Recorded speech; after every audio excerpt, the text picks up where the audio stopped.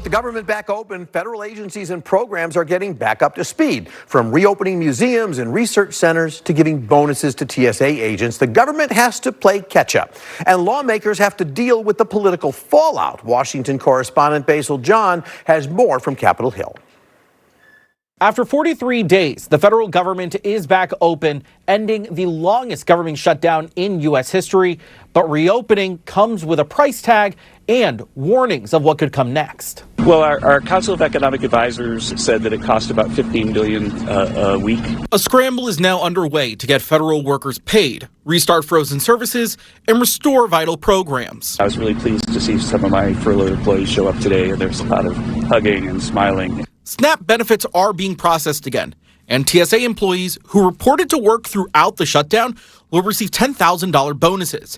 Other agencies warn it could take weeks to catch up on heating and energy assistance after staffing delays slowed down the low-income home energy assistance program. But inside Congress, Democrats are upset the end of the shutdown did not extend soon-to-expire Affordable Care Act subsidies. My issue with Republicans is that they have never brought forward a real plan to address health care. That frustration is echoed across the party, as Democrats warn that without action, millions could face rising insurance costs. There are about 20 million Americans who are going to lose access to health care. Democrats say the fight over health care is far from finished, and they're pressing Republicans to follow through on a promise to vote. Now we have a little bit of space so we can negotiate health care. They have to keep their word. The Senate is expected to take a vote on extending the ACA subsidies by early December. And for those traveling here to D.C., the museums and the zoo will be back open by Monday. Reporting in Washington, I'm Basil John. Thank you, Basil. Richard Gordon is a political analyst and host of the Unconventional Times podcast. He joins me this morning to talk more about what's next. So, Richard, as we watch all this, it was all about health care, and in the end, it certainly looked like Dems caved, and letting people like Dick Durbin from Illinois, who's retiring, let them take the hit because it doesn't much matter to them, as opposed to Chuck Schumer, who apparently was negotiating all of this. He stayed out of it because he fears a primary potential. Your take, is it a cave-in? Oh, it's 100% a cave-in. I don't think you could say that it's anything but that. I think the Democrats said this was all about health care, and when the day was done, it turned out that the heat was too hot on them because of air traffic, because of SNAP, because of a bunch of other issues, TSA, for example, air traffic. And I think the Democrats thought the heat was too high, and the public was getting madder and madder. And I think that they had 7 or 8 people who were willing to vote to open up the government and go with the Republicans. But it's hard to say to the American people who have suffered for 41 days that they got anything out of this and that the Democrats didn't cave. And yeah, I agree with you. If you look at some of the people who voted for it, the Democrats, that is, 7 Democrats, 1 independent. If you look at each of them, they all have a different reason. Tim Kaine represents Virginia, and Northern Virginia was getting clobbered by this. And you look at the couple people who voted for it who are retiring. So, yeah, I think the American people really lost out here.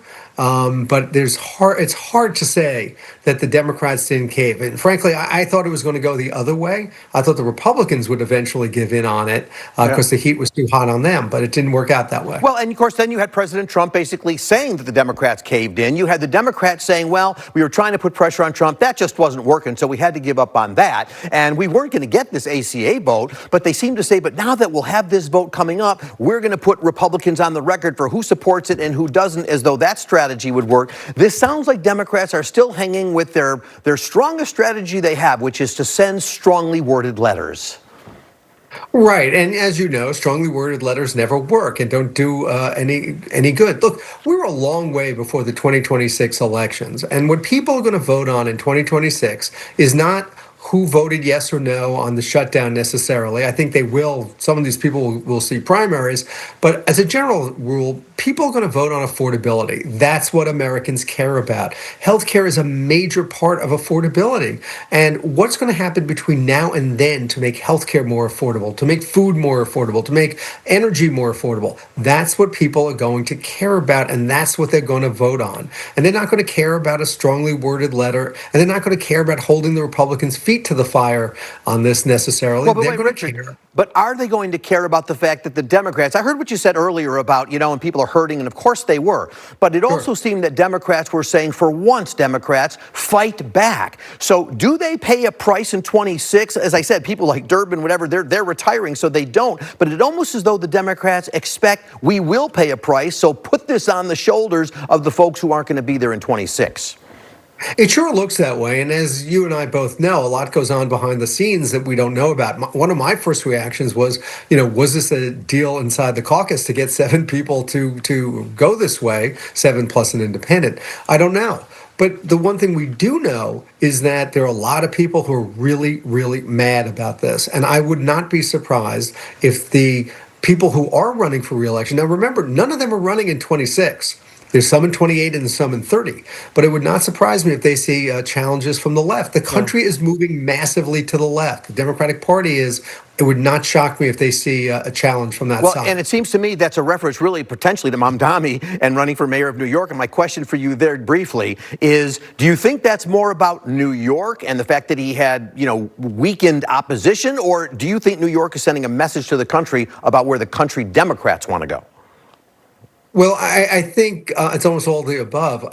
Sure, it was a major New York statement, but look what happened in Seattle just the other day. They elected a mayor who literally has no experience in elective office on anything, really, who's basically the same type as Mayor-elect Mamdani is, who's very progressive. So I think the American people, there's a large segment of the American people who are very upset with their government, and they are sending a message. This is much bigger than New York, and if people think this is just New York, they're missing the message.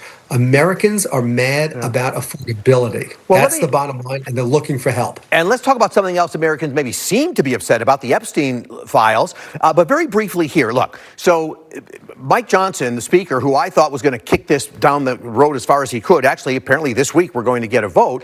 And that being said, let's say it comes out of the House, looks like it will, and it goes to the Senate, let's say it passes the Senate. Trump is just going to veto it anyway, and they'll never override the veto. Is this also another situation where Democrats are pushing something they never pushed under Biden, and all of a sudden now it's a big deal, and it's not going to go anywhere? Well, there are a lot of people in this country who are really mad about Epstein. And frankly, it's been mostly on the right for a very long period of time. People want this out. This is a break point in the Republican Party. And what we're seeing, like what we've seen over the last few days, is emails are coming out. People are getting to read them. There must be a lot of stuff in there that both parties really don't want, which is why we're not seeing them. But, under the rules, the committees themselves who have the documents, they can start releasing some of this information. And they will start releasing some of this information. And I think a lot of it is going to come out, and a lot of it is going to become public. And I think there are a lot of people, Democrats, Republicans, who knows whom, who are mentioned in those documents who are going to get hurt by it.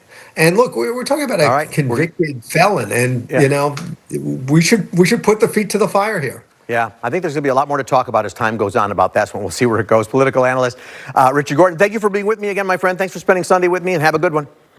Happy Sunday. Thank you. All right. Up next, the latest from City Hall. Will Mayor Brandon Johnson be able to get his budget passed this week? The pushback from key council allies, that's coming up.